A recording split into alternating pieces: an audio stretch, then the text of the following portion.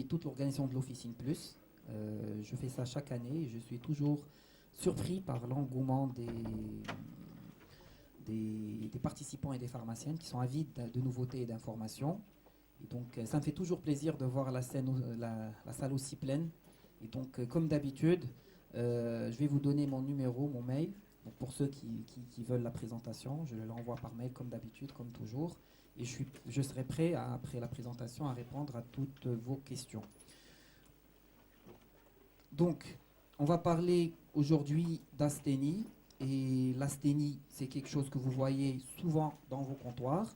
Le but aujourd'hui, ce n'est pas vous faire un cours magistral, c'est de vous présenter l'asthénie avec un autre aspect. Donc, on va essayer de parler naturopathie, oligothérapie, vitaminothérapie, c'est-à-dire de trouver le bon remède pour chaque patient. Et donc, on va parler physiologie, mais on va essayer en fait de dégager des conduites à tenir pour chaque cas. Quelles sont les associations possibles pour être le plus efficace possible. Donc, le plan qu'on va suivre, il va être comme suit. Moi, j'ai envie de vous parler de stress oxydatif avant de rentrer dans le vif du sujet. Vous allez comprendre pourquoi. Parce qu'aujourd'hui, on est tellement stressé, on mange tellement mal que nous puisons dans notre pouvoir antioxydant. Ce qui fait que tout le monde est fatigué, tout le monde est asthénique. Et donc, aujourd'hui, il faut penser prévention. Il faut aller en amont, c'est-à-dire ne pas attendre que votre patient soit asthénique pour lui donner une supplémentation, pour lui donner toutes les chances pour combattre l'hiver, pour combattre le travail au quotidien. Et puis, on va rentrer dans le vif du sujet. On va parler d'asthénie. C'est quoi la différence entre une fatigue et une asthénie? Qu'est-ce qu'une asthénie organique ou fonctionnelle? Et puis, on va bien détailler le traitement de l'asthénie. Et comme vous allez voir, hein, le temps, il est révolu de dire, tiens, on donne les vitamines, le premier qui tombe sous ma main, et c'est bon. Non. Aujourd'hui, il y a une panoplie de médicaments pour traiter ça.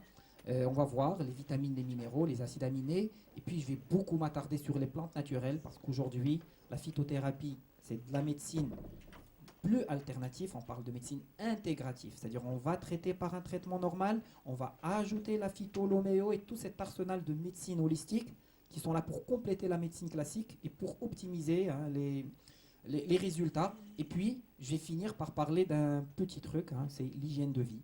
Parce qu'il ne suffit pas de donner un complément à vos patients, il faut leur dire mangez bien, dormez bien, faites du sport, des petites choses comme ça, avec lesquelles on va compléter. Moi, je vous invite même à les copier, en faire des petites fiches à donner à vos patients au comptoir. Ça serait très intéressant. Donc, aujourd'hui, on sait très très bien que notre alimentation, notre mode de vie, ne sont plus les mêmes qu'il y a 100 ans et 200 ans. Ça, on le sait très bien. Donc, vous voyez bien cet homme qui est dans un pont entre le fast-food et entre tout ce qui est naturel et vert. Donc, on est en pleine transition nutritionnelle. On est en pleine transition même dans l'obésité. Et donc, ça, c'est des choses qui sont importantes. La qualité de nos sols, c'est plus que c'était avant. Avant, hein, dans une orange, on pouvait trouver bien évidemment beaucoup plus de vitamine C qu'aujourd'hui. Donc, ça, c'est juste un petit exemple. Il y a la surexploitation des sols. Ça fait diminuer le spectre nutritif naturel. Donc, c'est clair, quand on fait de l'agriculture accélérée, eh ben, au lieu de faire la moisson une fois, on va la faire 4 fois. Donc, vous imaginez que le spectre nutritif du sol, il va être divisé par 4 et etc., etc. Donc ça, c'est un point qui est essentiel à savoir. En plus, les pesticides, les hormones, les antibiotiques, tout est traité aujourd'hui. Donc il faut faire attention à ça. Même les bêtes sont traitées aujourd'hui, les bovins, les moutons, tout ce qu'on nous mangeons. Donc, sans oublier le facteur pollution, vous savez, il y a des légumes et des fruits, c'est comme des vraies éponges. Hein. Je parle de la salade verte, je parle de la menthe. Il y a un scandale dernièrement avec la menthe. Vous le savez, hein, le concombre, la salade verte, c'est 90% d'eau. Et donc, vous imaginez, toute l'eau dans l'atmosphère qui pollue ou dans la nappe phréatique, elle va passer à cet aliment. Et donc, tout ça font que même si je mange mes 5 fruits et légumes par jour qui sont recommandés par l'OMS, eh bien oui, c'est pas assez. Vous le savez très bien. Parce qu'on a les sucres raffinés, on a les aliments raffinés, on a le gras, le mauvais gras, et donc on n'a plus assez de vitamines. Vous savez, plus les calories augmentent, plus le spectre nutritif diminue. Donc, il y a un style de vie aujourd'hui qui est très speed, où nos besoins en vitamines, en minéraux sont de plus en plus importants, et aujourd'hui, pour faire face à ce mode de vie malsain, j'ai besoin d'être supplémenté, mais bien sûr d'une manière intelligente et ciblée. Donc à côté de ça, il y a le tabagisme, le manque de sommeil, le stress. Tout ça sont des facteurs qui font que moi, mes apports journaliers recommandés ne sont plus suffisants pour que mon corps fonctionne bien, pour faire de la prévention, pour être en bonne santé.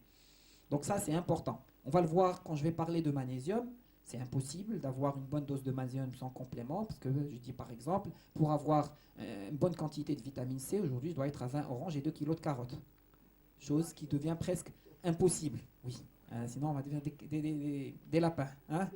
Donc c'est pas possible. Et donc on doit compléter. Alors pourquoi on doit compléter? Parce qu'il faut savoir que l'être humain est une machine parfaite, est une usine. Donc quand je fais de l'énergie dans ma mitochondrie, avec l'oxygène, je produis des radicaux libres, des déchets. Et puis ces déchets, ces radicaux libres, ils vont toucher l'intégrité de la cellule et ils vont me créer des mutations, des problèmes de santé, de l'oxydation. Parce que les radicaux libres, c'est des espèces oxygénées activées. Ils oxydent. Et là où ils oxydent, ils créent des dommages cellulaires, cancer, et on y va. Mais mon corps humain est une machine parfaite. C'est-à-dire que pour me protéger de ces radicaux libres, mon corps fabrique des antioxydants. Et donc, je suis protégé. Et ces antioxydants, c'est très complexe, hein, glutathion, peroxydase, ils ont besoin de cofacteurs, qui sont des vitamines comme la A, la C, la E, que le corps ne fabrique pas, qui empêchent l'oxydation de ces radicaux libres. C'est des enzymes protéolytiques, et donc, du fait que ces petits cofacteurs, je suis obligé de les apporter par l'alimentation. Je ne les fabrique pas. Donc, pour lutter contre le stress oxydatif, c'est important. Mais il ne faut pas oublier qu'à côté de ça, on a la pollution, on a l'excès de médication, le soleil, le tabagisme. Et bien, ça va puiser encore plus dans mes défenses antioxydantes. Et ça, je me retrouve avec plein de carences micronutritionnelles. Et donc, du coup, moi, je le sais, il y a un éternel combat dans mon corps entre antioxydants et pro-oxydants. Et bien entendu, il faut toujours que mes antioxydants gagnent. Quand c'est les pro-oxydants qui gagnent, c'est toutes les pathologies de santé qu'on peut voir. Ça peut aller de diabète à l'obésité, au cancer. Toutes les pathologies de vieillissement au niveau du corps sont dues à mon pouvoir antioxydant qui baisse. Le stress fait baisser le pouvoir antioxydant, mange dans votre pouvoir antioxydant. C'est important de le savoir. Donc, après cette brève introduction, on va rentrer au vif du sujet. Donc, je veux toujours que vous fassiez la différence entre la fatigue et l'asthénie. Parce que la fatigue, c'est quoi? C'est une réaction normale de l'organisme à la suite d'un effort.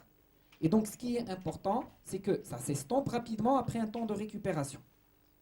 Elle n'est pas liée à une activité musculaire, contrairement à l'asthénie, qui n'est pas liée à une activité musculaire, qui ne disparaît pas au repos, qui peut être dû à un surmenage physique ou intellectuel dans un cadre professionnel ou familial. Ça peut être la personne qui travaille trop, comme la ménagère qui est débordée par les enfants et par les courses et par les tâches ménagères. Et c'est un état plus grave, mais surtout qui est durable. Parce que quand on est fatigué, on se prend un week-end, on dort, on se repose et hop, on est à plomb le lundi. Par contre, quand on est asthénique, non. Donc, l'asthénie, dans 25% des cas, on dit qu'elle est organique. Alors, c'est quoi les critères d'être organique? C'est constante d'un jour à l'autre, elle prédomine le soir, elle est aggravée par l'effort et améliorée, mais elle ne disparaît pas, améliorée par le repos. D'accord? Parce qu'on est dans le cadre de l'asthénie. Et cette asthénie organique n'a pas besoin d'anti-asthénique. Cette asthénie organique, elle a besoin qu'on trouve la cause. Et donc, il faut la bilanter. Ça peut être un syndrome inflammatoire, une infection, une anémie, une glycémie, une hyperglycémie, c'est-à-dire une cétose métabolique, ça peut être un problème hépatique, tout peut y passer, et surtout le problème thyroïdien qu'on voit de plus en plus souvent aujourd'hui. Une hypothyroïdie peut parfaitement donner une asthénie, et on passe son temps à prendre des anti-asthéniques sans résoudre le problème. Et puis, j'insiste, pensez toujours doser la ferritine avant de donner du fer. La plupart des cas, c'est ça, mais parfois, c'est des maladies plus profondes. Donc, si la ferritine est normale, il faut explorer plus. Il faut faire une électrophorèse de l'hémoglobine, il faut voir qu'est-ce qui ne va pas. Et puis, dans la hiérarchie du bilan, on peut même faire une biopsie pour voir s'il n'y a pas un autre problème à côté. Donc, j'en ai vu des cas, des gens qui prennent le fer pendant 2-3 ans, Et quand je fais la ferritine, je la trouve normale. Et l'anémie, elle est toujours là. Donc il faut pousser un peu les choses et ne pas s'arrêter à cette hémoglobine qui est basse. Oui, la ferritine. On peut, et on va développer les mêmes symptômes que l'anémie, avec une hémoglobine normale. C'est une histoire de temps, hein, de faire une anémie. Et là, il faut voir qu'est-ce qui ne va pas. Si je prends mon fer et que j'arrive pas à faire augmenter ma ferritine, c'est qu'il y a un problème d'absorption. Et en ce moment-là, c'est d'autres choses. D'abord, ça ne sert à rien de donner du fer très dosé. Vous savez, hein, il y a une surcharge au niveau hépatique, il y a des effets secondaires. 14 mg encapsulé, un bon transporteur. Les bons transporteurs du fer sont soit la vitamine C ou soit le cuivre. Un bon transporteur, 14 mg, et on va aller sur le temps. Et puis, il faut voir s'il n'y a pas un syndrome de malabsorption, une maladie inflammatoire du côlon, une intolérance au gluten, un problème de flore intestinale. Moi, ça m'arrive même de donner des probiotiques en accompagnement du traitement de fer pour améliorer l'absorption. D'accord? Donc, quand il s'agit d'une asthénie organique, eh ben, les causes sont multiples. Ils peuvent être infectieuses, endocriniennes, métaboliques, neurologiques, néoplasiques, puisqu'un syndrome paranéoplasique peut donner aussi une asthénie hématologique, digestive, cardiovasculaire, tout y passe, maladie auto-immune. Ça, on est dans 25% des cas, eh ben, ce n'est pas le conseil, il faut adresser un spécialiste qui va compléter le bilan. Mais quand l'asthénie elle est fonctionnelle, dans 75% des cas, eh ben, il faut savoir trouver des symptômes pour trouver le bon remède. Donc généralement, c'est le matin, elle peut être associée à des troubles de sommeil, des troubles digestifs, de mémoire ou même des troubles sexuels. Et les symptômes ils vont s'aggraver en cours de journée. On peut même avoir aussi une composante psychologique de l'angoisse ou bien d'une dépression qui peut se manifester par une asthénie. On parle en ce moment-là d'asthénie psychique. Là, on trouve plus les troubles de sommeil, on les trouve plus accentués. Et puis, il y a une tristesse avec prédominance le matin. Donc, l'asthénie fonctionnelle est le plus souvent accompagnée de carences. Et ces carences, ils peuvent être liés soit à une grossesse, à une période de croissance, à une intervention récente, à un état fébrile. Et on parle en ce moment-là d'une asthénie physiologique. Parce qu'il y a un état physiologique qui a fait que je fasse des carences micronutritionnelles qui se manifestent par une asthénie. Et ces carences, ils peuvent aussi être dus au stress et au surmenage. Vous vous rappelez l'introduction. Si je stresse, je consomme mon pouvoir antioxydant. Je me retrouve avec des déficits et je suis asthénique. Et donc, en ce moment-là, on va parler plutôt d'asthénie réactionnelle, où le corps, qu'est-ce qu'il fait?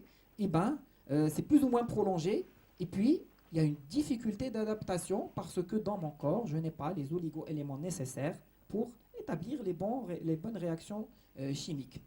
Donc, pour traiter l'asthénie, bien entendu, on va traiter la cause. Si c'est des carences en vitamines, on va donner des vitamines. Si c'est des carences en oligo-éléments, on va donner des oligo-éléments. Si c'est la thyroïde et l'hypothyroïdie, on va donner des hormones thyroïdiennes. Si c'est une infection, on va donner des anti-infectieux. Si c'est un cancer, c'est le cancer qu'il faut traiter. Hein. Si c'est une dépression, c'est des antidépresseurs qu'il faut traiter. Et là, je parle toujours d'organique. Mais quand je passe à l'asthénie fonctionnelle, et bien là, qu'est-ce que j'ai? Qu'elle soit liée à une mauvaise hygiène de vie ou liée à un surmenage, et bien là, je fais appel à la grande famille des anti-asthéniques. Et là, on va rentrer dans le vif du sujet du conseil au comptoir et en officine. Donc, le chef de file qu'on donne tous historiquement, c'est les complexes polyvitaminés. Donc, les vitamines, ils sont au nombre de 13. Il faut savoir qu'ils sont indispensables à la vie et que malheureusement, ne nous les synthétisons pas, sauf celle qui manque chez tout le monde, la vitamine D. Donc, il faut savoir que les vitamines, ils participent au bon fonctionnement de l'organisme et à la production de l'énergie. La vitamine D, encore une fois, moi je suis contre les augmentations massives. Pour moi, ça ne sert à rien de donner des ampoules et la faire augmenter rapidement pour qu'elle baisse encore plus rapidement.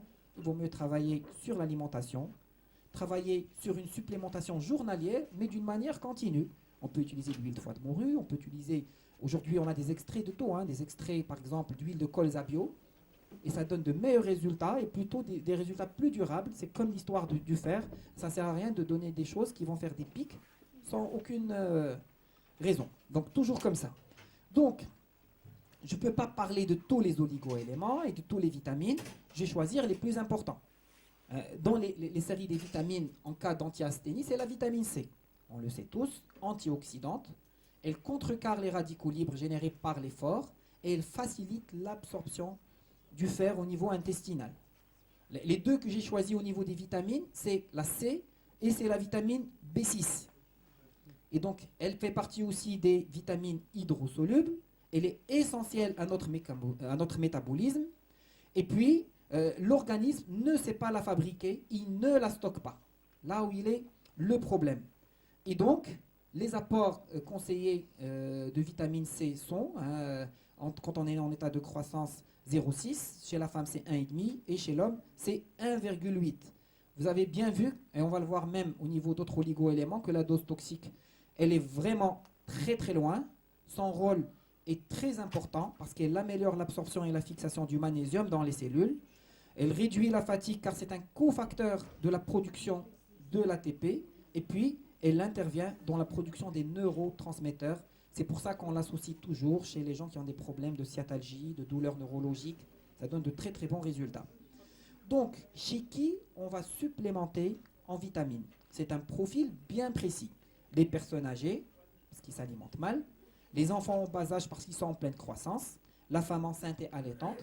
Donc le fer est une histoire incroyable chez ces gens-là. Et on sait très bien que c'est héréditaire. Une maman anémique, elle va transmettre cette anémie à son enfant, qui va lui-même la transmettre à ses enfants. Donc il faut rompre le cycle. Au niveau du fer et de la supplémentation, on peut utiliser des super aliments, on va le voir tout à l'heure, comme la spiruline par exemple. Aujourd'hui, il y a même des spirulines enrichies en fer par exemple et en vitamine C. Donc ça existe. Les personnes qui sont sous régime hypocalorique, et là c'est une grande parenthèse que j'ouvre, aujourd'hui nos obèses, ils sont une double charge. Ils sont gros et ils sont pleins de carences micronutritionnelles. Les obèses maghrébins, c'est une spécificité. Ils sont américains et éthiopiens en même temps. C'est des colosses au pied d'argile. Donc vraiment, pourquoi? Parce qu'avant, l'obèse, il mangeait très bien. Aujourd'hui, l'obèse avec fast-food. Mais avant, il mangeait vraiment très bien. Et donc, ils n'avaient pas de problème micronutritionnel. Mais aujourd'hui, ils sont pratiquement tous déficitaires en magnésium, en fer, en vitamine D. Et c'est terrible. Parce que plus ils font des régimes hypocaloriques, plus ils ont aggravé leur carence micronutritionnelle. Et plus le corps se venge. Et plus il y aura l'effet yo-yo, parce que le corps est en déficit et il va vouloir rattraper ce qui manque. Donc aujourd'hui, quand on ne prend pas en charge micronutritionnellement nos patients obèses, c'est qu'on n'a rien fait. C'est important. Les végétariens, les alcooliques, les tabagiques, ça, c'est vraiment une population à risque qui a besoin d'être supplémentée en vitamines. Donc, après, on a les minéraux. Et c'est le magnésium, le calcium, le potassium, le sodium, le phosphore. Ils sont essentiels au bon fonctionnement et au développement de l'organisme. Je vais m'arrêter à un seul aujourd'hui. Et ben c'est le magnésium. Et moi, je l'appelle toujours le grand perdant du millénium. Donc, le magnésium, tous les symptômes qui sont autour, ils peuvent être dus à ça. Et on peut supplémenter un magnésium pour traiter ça. La fatigue, les troubles de sommeil, le stress, l'anxiété, l'irritabilité. Donc, tout ça, c'est des critères qui vous font pencher la barrière vers le magnésium.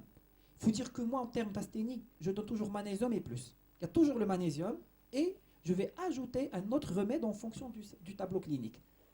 Donc c'est comme ça que ça marche, il y a toujours. Même quand c'est la femme ménopausée, moi je mets le magnésium et après je vais ajouter en fonction des symptômes. Par exemple, des remèdes qui contiennent des phytoœstrogènes naturels comme la sauge ou comme le maca ou comme le yam. Mais il y a toujours ce magnésium à la base, même chez les patients qui ont des troubles anxieux. Je mets le magnésium et je vais associer la plante en fonction des symptômes. Est-ce que je vais donner la passiflore ou l'aubépine ou la valériane? Mais j'ai toujours ce magnésium qui est à la base de ma thérapie. Donc, on va parler un tout petit peu de magnésium parce qu'il y en a tellement sur le marché qu'on ne sait plus quoi faire. Donc, on sait très bien que c'est un sel minéral, qu'il participe à plus de 300 réactions métaboliques dans le corps. Et qu'une note qui est très très importante, c'est qu'il est intracellulaire. 70% dans le tissu osseux et 30% dans les autres tissus. Presque très peu dans le sang. Donc ça ne sert à rien d'aller doser le magnésium dans le sang. C'est une analyse inutile. Hein. Donc c'est important. Et puis on peut faire la magnésémie érythrocytaire, coûte hyper cher. Il n'y a que des laboratoires spécialisés qui la font et ça ne vaut pas le coup. Donc le magnésium, plus de 300 réactions métaboliques. Je vous ai cité ici quelques-unes de ces actions. Hein. Réduction du stress par la libération de la sérotonine, contraction musculaire, contre la fatigue, l'énergie, la production, c'est un coenzyme dans le cycle de Krebs. Ça intervient même dans la synthèse de l'ADN et de l'ARN. Ça stimule le système immunitaire. Donc la minéralisation osseuse. Et ça, c'est à travers la régulation du calcium. Et donc ça, vraiment, agit au niveau de tous les niveaux, le magnésium.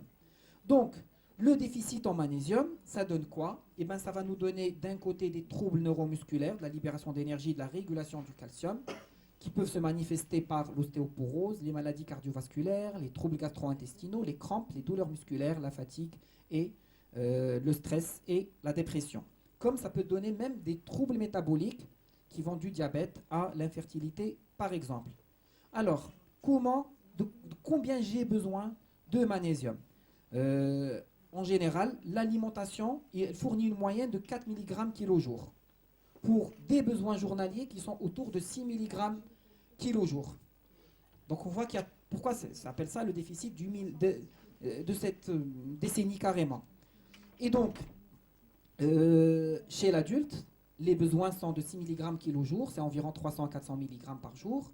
Pour la femme enceinte, c'est 400 à 450, 10 mg kg/jour. Et chez l'enfant, c'est 200 mg par jour, ce qui fait 15 mg kg/jour. Le déficit magnésien, il est très fréquent, comme je l'ai dit. Donc, 75% des hommes et 77% des femmes en ont. 10% de la population est en très forte carence en magnésium.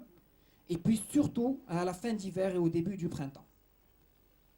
Et comme je l'ai cité, les causes des déficits nutritionnels en magnésium sont multiples. Hein. Ça peut être le stress, ça peut être une mauvaise hygiène de vie, ça peut être plein de choses. Hein. Une augmentation des besoins parce qu'il y a une situation physiologique comme la grossesse, la croissance, etc.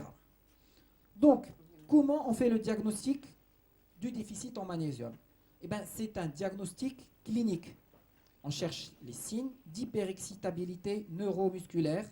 Il faut qu'on trouve au moins 5 signes de ceux que je vais citer. Au niveau cérébral, ça peut être l'anxiété, l'hyperémotivité, l'irritabilité, la fatigue matinale, les maux de tête et l'insomnie. Au niveau musculaire, ça peut être des crampes, des trécements de la paupière. C'est le terme qui revient le plus. La fatigabilité exagérée à l'effort musculaire, les douleurs musculaires, les tremblants musculaires, les fourmillements au niveau des doigts, des pieds, des lèvres. On voit très souvent ça, les fourmillements. Hein. Au niveau thoracique et cardiaque, c'est tout ce qui est anxiété. La boule dans la gorge, l'oppression thoracique, le manque d'air, les palpitations, les extrasystoles. Au niveau de l'examen clinique, on peut se faire aider par soit le signe de Trousseau ou le signe de Swostek. Vous le connaissez, hein, on donne un petit coup hein, au niveau de la joue et puis hop, il y a la paupière, il y a la lèvre supérieure qui saute. Et le signe de Trousseau, c'est la main d'accoucheur. On fait une compression d'un bras à l'aide d'un garrot pendant 10 minutes et on voit que la main reste, on appelle ça, elle reste comme ça. On appelle ça la main d'accoucheur. Et c'est ce qu'on appelle le signe de Trousseau. Et ce n'est pas obligatoire pour conclure à un déficit en magnésium. Et donc, moi, je l'ai encore dit, il n'y a pas besoin de faire un dosage parce que le magnésium est dans 90% des cas intracellulaire. Et donc, 70% des gens qui sont en déficit en magnésium sont en normomagnésémie. Donc, faites ce qu'on appelle un traitement d'épreuve. Je vous l'ai dit, hein, la dose toxique, elle est très très loin. Il n'y a aucun risque à avoir chez vos patients. Donc, le magnésium dans l'assiette, oui, il existe, mais pas du tout suffisant pour subvenir à nos besoins. J'ai des petits exemples, 6 tablettes de chocolat, 9 madanes, 9 figues de barbarie, etc. On est très très loin, mais néanmoins, il faut savoir que les vitamines et les minéraux sont très sensibles à la chaleur. Donc, utilisez des moyens de cuisson courts et en basse température. Gardez vos légumes croquants, c'est très très important, et évitez tout ce qui est raffiné. Donc, quand je veux traiter avec le magnésium, il y a un grand dilemme qui se pose. Est-ce que je choisis l'observance ou est-ce que je choisis l'absorption? plus on augmente la dose et on est en monoprise, plus l'absorption elle est basse. Plus on fractionne la prise de magnésium, plus l'absorption elle est meilleure. Et donc vous le voyez très bien dans ce schéma. L'absorption elle baisse en augmentant la dose du magnésium. Donc qu'est-ce que je choisis? La monoprise pour être plus simple ou plusieurs prises pour choisir? Donc c'est ça le dilemme qui se pose en premier lieu. En second lieu, il y a plusieurs sortes de magnésium, on ne se retrouve plus. Donc pour résumer très très rapidement, il existe sous forme de sel de magnésium, et donc il est soit inorganique, soit organique. Inorganique, c'est le règne minéral, il peut être insoluble ou soluble, oxyde, carbonate, hydroxyde, ou soluble, c'est la chlorure et les sulfates. À noter que les chlorures et les hydroxydes, ils ont un effet laxatif. Donc si votre patiente vous dit je suis constipé, donnez un sel inorganique à base d'hydroxyde ou de chlorure, vous allez lui rendre service.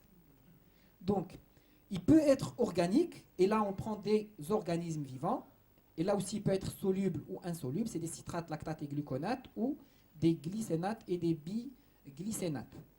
Les organiques, ils sont mieux absorbés que le minéral. Après, on peut même choisir une voie naturelle, le magnésium marin. Alors le magnésium marin, il est d'abord naturel. Comment ça se fait? Eh bien, évaporation, cristallisation, dessalement, langage de l'eau de mer. Et on garde le magnésium.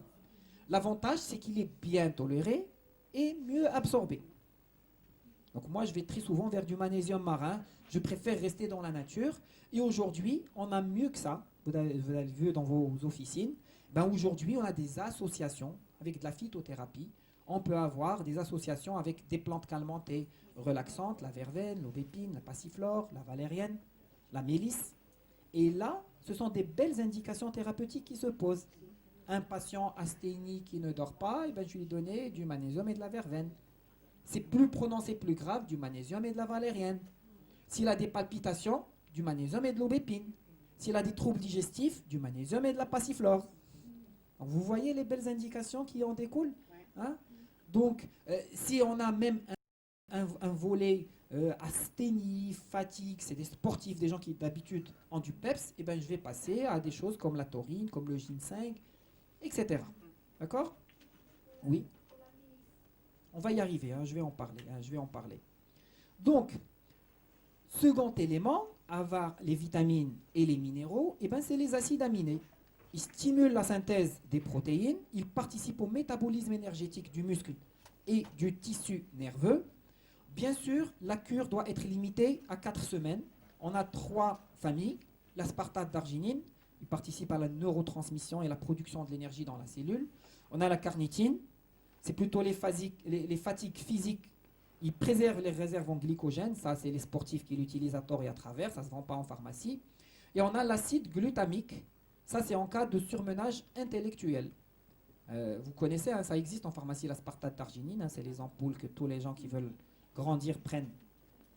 Et l'acide glutamique, on l'a aussi en pharmacie. Hein. C'est un très très vieux anti-asthénique hein, qui est même remboursé. Hein. Donc, et après, troisième volet, donc vitamines, minéraux, acides aminés. Généralement, pour moi, c'est l'apanage des sportifs. Je donne qu'aux sportifs. Hein. Et puis, on a tout ce qui est plantes d'origine naturelle. Hein, on peut les classer très rapidement en toniques, adaptogènes, fortifiantes, reconstituantes et calmantes, relaxantes. Donc, il y a 4 volets, tout simple. Donc, tonique, je vais revenir à la vitamine C, l'acérola, l'argousier, le cynorhodon. Tonique aussi, c'est tout ce qui est riche en caféine, comme le maté, le guarana et le cola. Attention avec le cola. Chez les sportifs, interdit, ça sort positif au dopage. Vous savez c'est lequel, hein, la boîte rouge. Oui, ça sort positif au dopage tellement fort en caféine, ça dépasse les doses autorisées surtout en athlétisme.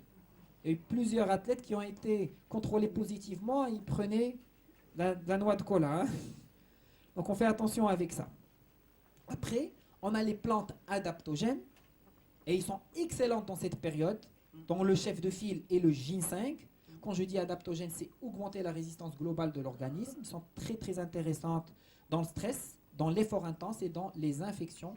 Moi, je le donne même aux patients cancéreux pour récupérer des cures de chimiothérapie et augmenter l'immunité. Qu'est-ce qu'une plante adaptogène? Eh ben, elle va augmenter la résistance de l'organisme, elle va prévenir l'apparition des pathologies liées au stress et limite les lésions liées au stress. Elles sont ni dopantes, ni stimulantes, ni adaptogennes. On peut les donner aux sportifs. Le ginseng peut être donné aux sportifs. Ils vont agir sur plusieurs volets, la résistance au froid, à l'effort. C'est un fast charge, c'est-à-dire que ça raccourcit le temps de récupération, meilleure adaptation sur le plan émotionnel, une meilleure résistance aux infections. Et là, il y a un point qui est important. Choisissez votre ginseng. Il y a des compléments aujourd'hui qui contiennent 20, 30, 40 mg. Non, c'est rien. Il faut 1000 forts. Et il faut que ça soit du ginseng qui a au moins 7-8 ans d'âge.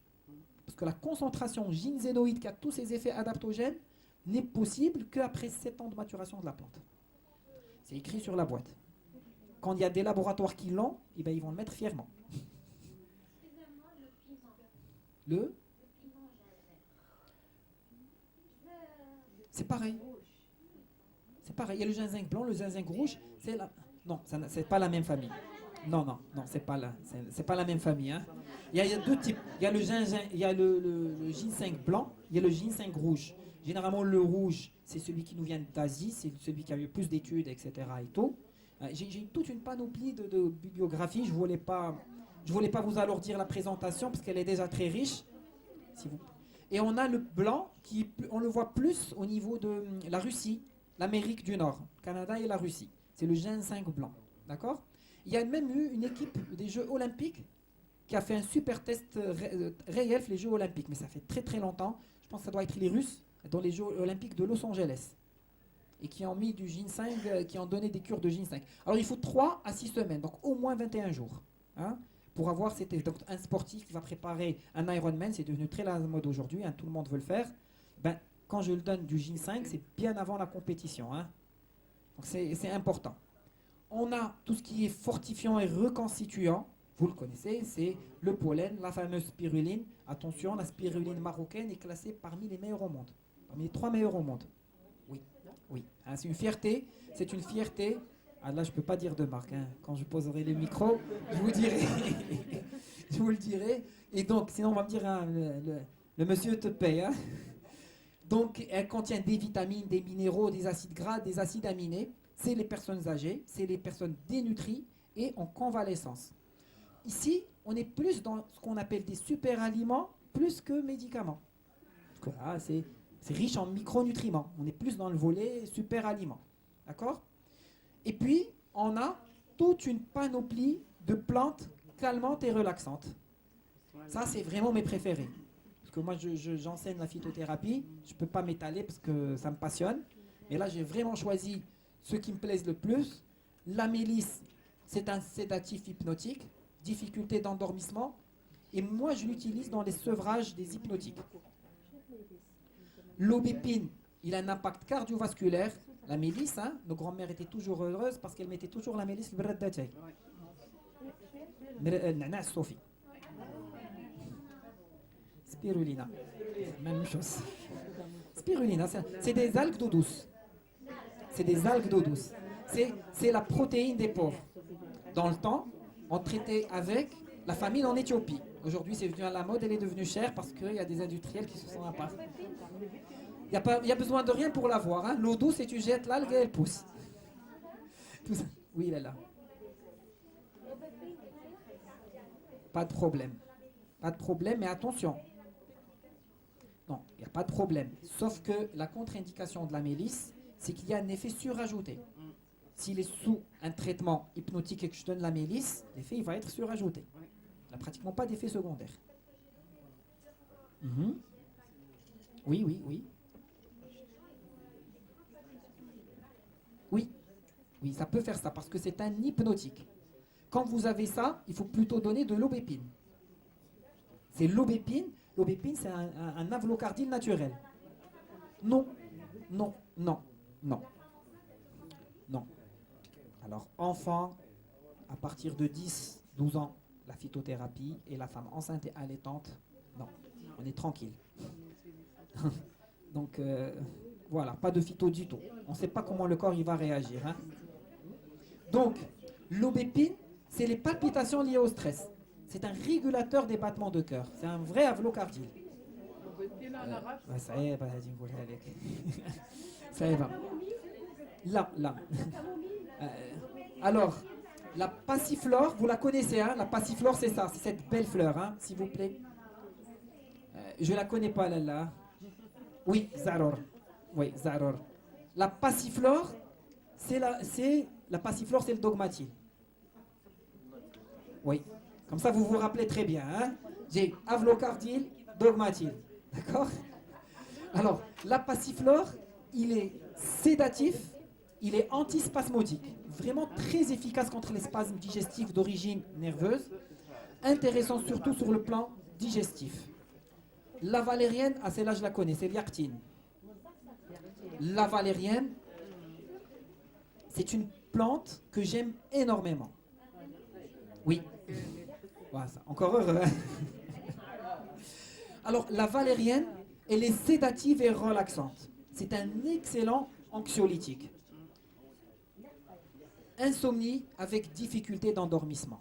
Vous savez, la valériane, j'utilise dans les sevrages tabagiques. Effet secondaire, arrière-goût de la cigarette dans la bouche. Ça gère l'anxiété liée au sevrage. Je l'utilise dans les sevrages au shit, chez les jeunes hommes. Ça marche très très bien. Oui.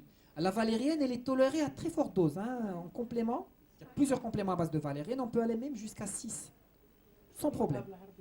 Et on peut l'utiliser comme anxiolytique, comme somnifère doux. C'est-à-dire que quand je suis anxieux, je peux donner une gélule le matin, midi, le soir, et 2 jusqu'à 3 d'un seul coup, 1 heure ou 1h30 avant de dormir.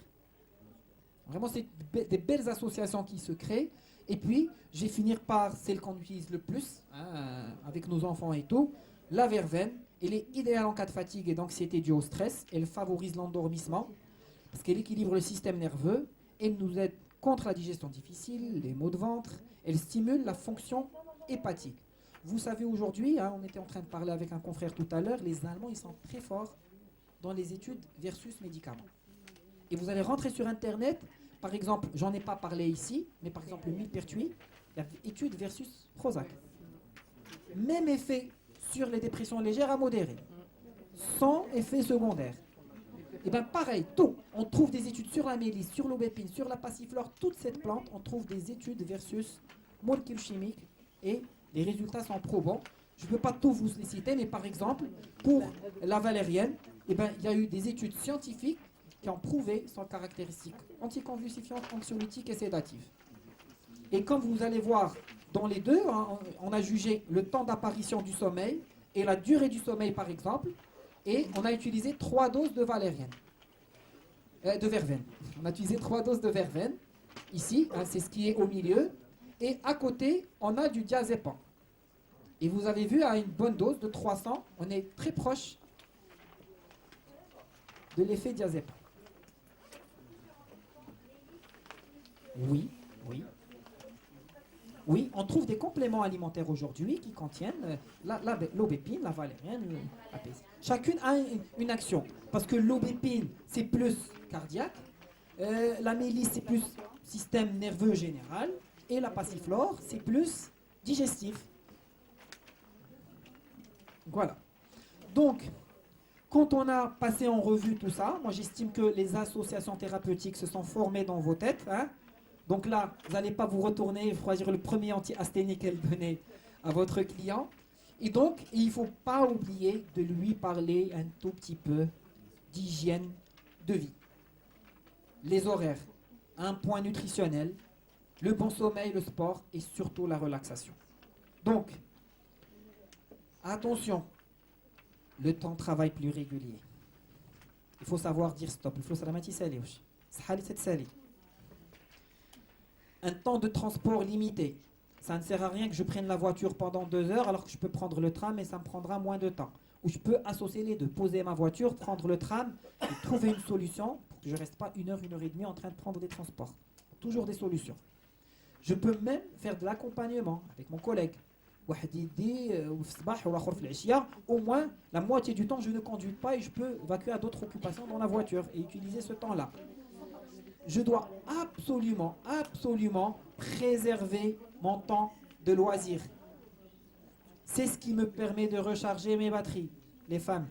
Vous devez être égoïste. Vous allez noter dans votre agenda une date, elle est à moi. Je fais ce que je veux, tu te débrouilles avec les enfants. Je vais au cinéma, je vais au bain, je vais me faire masser, librito.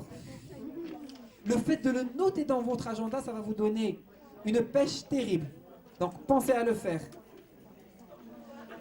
Donc, l'hygiène de vie. Alors aujourd'hui, nous ingérons moins de calories qu'il y a 50 ans, mais c'est aux dépens des aliments les plus nécessaires. Donc on est tous en carence de vitamines et d'oligo-éléments, et surtout les femmes avec les menstruations et avec les grossesses répétées. L'alimentation, elle est très simple. Plus de fruits et de légumes, des protéines en bonne quantité, mais surtout en bonne qualité. Donc du poisson, de la viande blanche, moins de graisse, surtout les graisses saturées. Hein, je ne parle pas de la bonne matière grasse qu'on trouve dans l'huile d'olive, etc. Attention au rapport oméga 3, oméga 6. Les oméga 3 sont anti-obésité, ils sont anti-inflammatoires. Les oméga 6 sont pro-inflammatoires, ils favorisent l'obésité. Oui, et donc les oméga 3 favorisent l'obésité et ils sont anti-inflammatoires. Donc on peut traiter de l'inflammation des articulations par des fortes doses d'oméga 3. Les oméga 6, ils sont pro-inflammatoires et ils sont obésitogènes. Et aujourd'hui, tellement on nous a matraqué l'huile de tournesol et 0% cholestérol, toutes les huiles végétales, il n'y a pas de cholestérol, c'est du marketing, qu'on a inversé le rapport oméga 3, oméga 6. Il faut toujours mélanger deux types d'huile dans votre assaisonnement. Olive colza, olive noire, etc. Attention à l'huile d'argan, c'est très riche en oméga 6. Oui, on a tendance à dire ses vertus. Non. Quand on a une huile riche en oméga 6, il faut toujours la couper avec une huile riche en oméga 3 pour avoir cet équilibre oméga 3, oméga 6. D'accord? Et puis, les sucres, privilégiez les sucres naturels qui contiennent du fructose, qui sont à bas index glycémique, qu'on trouve en bas de l'échelle. Plutôt les sucres lents naturels et non raffinés. Plus on va raffiner, plus l'index glycémique va augmenter. Le sommet du raffinement, c'est la farine blanche. Index glycémique égale à 100 comme le sucre. D'accord? Donc voilà les 4 règles d'or de l'hygiène de vie. Pour compléter l'hygiène de vie, il faut avoir un sommeil réparateur. Parce que une perte de sommeil, une mauvaise qualité de sommeil peut donner de véritables asthénies. Les somnifères, c'est une solution passagère du problème. N'oubliez pas que le temps du sommeil est en fonction de l'âge. Quand on est adulte, 7 heures nous suffisent, mais chez les enfants, ce n'est pas le cas. Donc les enfants qui restent avec les parents jusqu'à 10h, 11h du soir, c'est pas bon du tout. C'est encore pire. C'est encore pire parce que les lumières, ils vont stimuler les neurones et qui restent allumés pendant bien longtemps après qu'on éteigne la tablette ou le téléphone. Donc faites attention, un sommeil réparateur doit se faire avant minuit chez les adultes pour que les enfants grandissent et une bonne immunité et mémorisent ce qu'ils ont appris durant la journée. Ils doivent avoir leur heure de sommeil correcte. Donc voilà une idée sur les heures de sommeil, hein, vous pouvez les voir ici. La qualité de sommeil, on peut l'améliorer par plusieurs choses. Eh ben, le calme, la mise en condition, on évite les excitants le soir, pas de thé, pas de café. Même les excitations auditives et visuelles, téléphone et tablette. La chambre doit être calme, non surchauffée. Très très important, parce que parfois les enfants perdent leur sommeil, parce qu'on a tendance à avoir un petit réflexe tout simple, toujours avoir un thermomètre dans la chambre de vos enfants. Toujours. Et puis, il faut être régulier, comme la selle. Il faut réguler votre corps à un rythme de vie avec des heures précises. Le matin, tu te réveilles, tu t'assois, même si tu n'as pas envie, ça va venir. Une fois que tu habitues le corps à 7 heures, ça devient un rituel. Et bien c'est pareil pour le sommeil. Fixez-vous 10 heures je dors, quel que soit X, je me mets au lit. Après, ça deviendra un rituel. Le sport, bien entendu, fait partie de cette hygiène de vie. Il faut privilégier les exercices en grand air, pas dans les salles. Et donc la natation, la gymnastique, etc.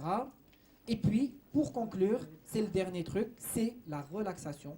Et la meilleure des choses, c'est la technique de respiration ventrale. Bravo.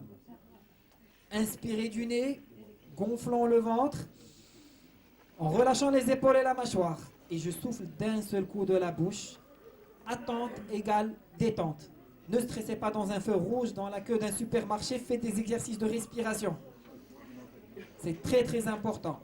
Donc, voici une série de références sur lesquelles je me suis basé pour préparer cette présentation. Et je vais finir par une seule chose avant de vous dire merci. Il suffit de petits gestes et de petits changements pour avoir une meilleure santé. Je ne vais pas me réveiller le matin et je me dis je vais tout changer. Un petit changement par petit changement et je finis par avoir une bonne santé. Et merci pour votre attention.